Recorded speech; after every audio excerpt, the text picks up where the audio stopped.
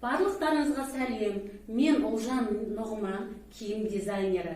Бүгін сіздермен тігін тігудегі 7 басты қателіктер туралы әңгімелесейік. Қателер туралы не білесіздер? Өкінішке орай, алғашқы кезеңдерде көптеген қателіктер болады.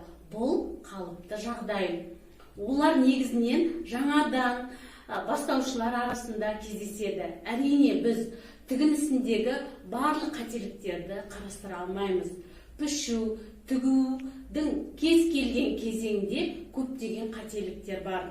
Тігуді бастамастан бұрын не сатып алуға болатынын, ал ненің сатып болмайтынын талқылаймыз. Мен өз тәжірибемнен жиі кездесетін қателіктерден аулақ болу туралы бөліскеніме қуаныштымын. Қазір тігінге арналған көптеген құралдар бар. Егер сіз бәрін сатып ала берсеңіз, қалтаңыз көтермеуі мүмкін. Алдымен бізге минималды шығындар қажет. Бізге миллиметровый қағаз керек. Онымен сіздер жақсы таныссыздар. Сіздер оған пішу, сызба салып аласыздар. Сосын сызбадан калька қағазына көшіреміз. Бұл негізгі сызбадан кальканың көмегімен мүлдем басқа бұйымды модельдеп өзгерістер. Міне алдымда бұйымның бөлшектер лекаласы. Үлгіні пішу үшін туынды бөлшектер, көмекші лекаланы дайындап аламыз.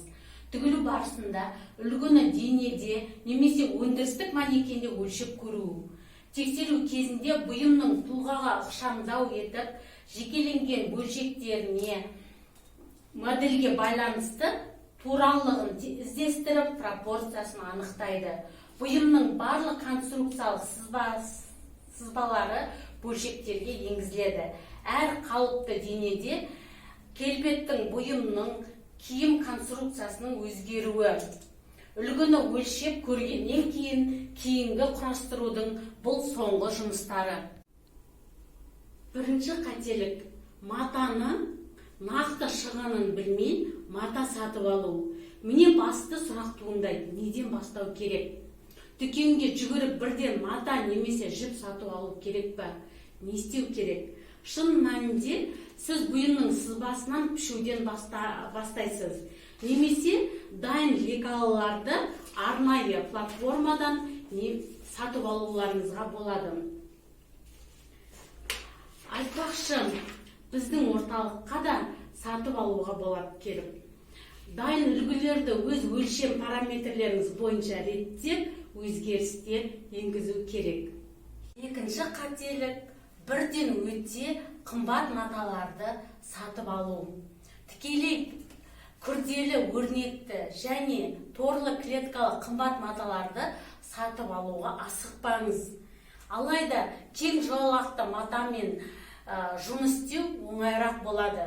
Қарапайым мақта матам, хыбы матадан бастаңыз. Эластан қосылған мата кішкене сәл созылады. Зығыр лен тұрақты созылмайды. Жартылай жүн синтетика немесе жасанды қосылған маталардың құрамында негізгі 5-10% синтетика болады. Бірақ одан қорықпаңыз. Табиғи талшықты мата, әрине ол денемізге жағымды, гигроскопиялық су, ауа өткізгіш қабілеті жоғары болады. Үшінші қателік, бұйымға арналған матаны үнемдеп алу. Біз үнемдейміз, бірақ қымбат емес мата алсақ неге үнемдейміз? Матаны сәл көбірек алыңыз.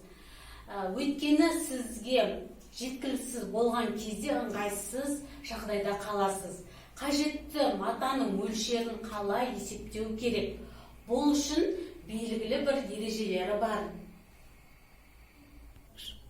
Бұйымға жұмсалатын мата шығыны мөлшерін анықтаудың аса зор маңызы бар. Мата шығынын анықтайтын негізгі фактор бұйым лекалысының ауданы болып табылады. Мысалы, мен өзіме жейдеге мата сатып алу үшін бірінші мен бұйымның жеңнің ұзындығын өлшеп алам, және де жеңнің ұзындығын өлшеп алам. Оған 30 сантиметр қосамын да барып мата сатып аламын. Ал егер де маған белдемше тігу керек болса, онда мен белдемшенің ұзындығын өлшеп алам, және оған 30 сантиметр қосамын. Бірақ сіз келесі қателік не екенін білесіз бе? Сонымен біз дүкенге келдік. Бәрін матаны дәл есептеп алдық. Тіпті қанша қажет болса да, оған қосымша тағы да 10 сантиметр қосып сатып алдық та үйге қайтамыз. Бірақ осы кезде біз аксессуарларды да сатып алуға ұмытып кетеміз. Яғни жіптер, түймелер, сыдырма қажет болса, шілтер де сатып ала алмадым. Жалпы айтқанда, сіз бірден дүкеннен бәрін сатып алуға тырысуыңыз керек. Немесе матаның шетінен кішкене кесіп алып, 2-3 күн өткеннен кейін де дүкеннен сатып алуға болады. 4-ші қателік, фурнитураны ешқашан көзбен сатып алуға болмайды. Біз катушка жіпті матаның үстіне түгелдей қойып тексермейміз. Себебі тек қана бір ғана жіп тігісте ине шаншымда тігетін болады. Осылай етіп тексеріп алу керек. Ал негізі матаның үстіне түгелдей катушканы қойып тексеруге болмайды. 5-ші қателік, матаны дымқылдап жұмсартпау. Мен алдымен матаны дымқылдатып төменгі температурада суға салып қоямын. Шын мәнінде дымқылдату бұл киім тігудегі маңызды операция. Кез келген тоқыма матасы кішірейіп отыруы мүмкін. Декатировка немесе дымқылдату қалай жасауға болады? Талшықтардың құрамына байланысты 15 минуттан 3 сағатқа дейін жылы суға салуға болады. Одан кейін кептіріп, үтіктеп аламыз. Мысалы үшін қазіргі кезде барлық үйде булы үтіктер бар. Жаңағы булы үтіктердің көмегімен маталарды декатировать етуге болады. Пішу кезінде матаны 2 рет кезінде матаны 2 бүктеп, оң жағын бір-бірімен теңестіреміз. Менің міндетім жиектер бойынша біріктіріп, негізгі жіп бағытын сақтау. Егер мен өзі бұйымның бөлшек эталоны негізгі жіп арқылы матада дұрыс орналастырмасам, онда тіккен бұйымым денемде бұралып, созылып, айналып кетеді. 6-ші қателік, пішу кезінде негізгі жіптің бағытын ескермеу. Кез келген кесу кезінде немесе бір жерден сатып алған үлгі лекалы болсын, сызықтарға ерекше назар аудару керек. Мықын сызығы болсын, бел сызығы болсын, туралау нүктесін ескеру қажет. Бұйымды кигізіп көргенде сіздің беліңіз, мықыныңыз сәйкес келетінін көресіз. Сол сияқты бүкпе шыңдарын, мықын сызығындағы бүкпені, ұштарын белгілейсіз. Енді қайшыны алып кесеміз бе? Жоқ әрине, енді біз тігіске қосымша беруіміз қажет. Матаның түріне, бұйымға сәйкес, өңдеуге сәйкес тігіске қосымша беріледі. 1,5-нан 3 сантиметрге дейін біз қосымша береміз. Егер мата бүгілісте болса, онда бұл жерге қосымша берілмейді. Егер де сіз жаңағы 1 сантиметр алсаңыз қосымша, оны осылай етіп есептеп, мата лекалыға қосымша қосып, оны сызықтарды бұлай бір-бірімен қосып, тігіске қосымшаны белгілеу керек. 7-ші қателік, жаңа матамен жұмыс істеу бастағанда машинаны тексеріңіз. Мата неғұрлым қалың немесе созылғыш болса, яғни машинаны әр бұйымның алдына тігілуін тексеру қажет. Мүмкін инені ауыстыруыңыз керек шығар, машинаны тексеріп алыңыз.